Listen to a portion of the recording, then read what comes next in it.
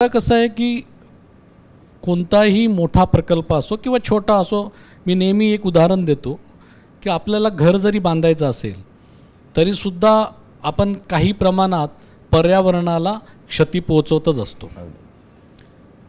मग काय मोठे प्रकल्प जर आपण असं विचार करून बंदच ठेवले तर पर्यावरणाची जास्त प्रकारे हानी होते.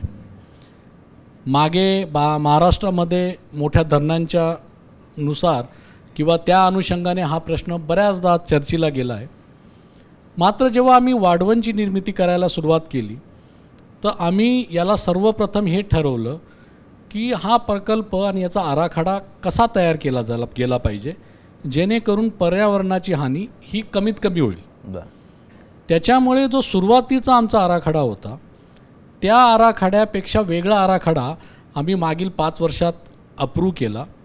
आणि तो आराखडा असा होता की ज्याच्यामुळे ज्याला आपण कांदळवन जे म्हणतो, जे या प्रकल्पामुळे मोठ्या प्रमाणात बाधित होतं, तर आपल्याला आश्चर्य वाटेल की एकही कांदळवनाचं मँग्रोवचं झाड याच्यामुळे बाधित होणार नाही एवढी काळजी आम्ही या प्रकल्पाने घेतली.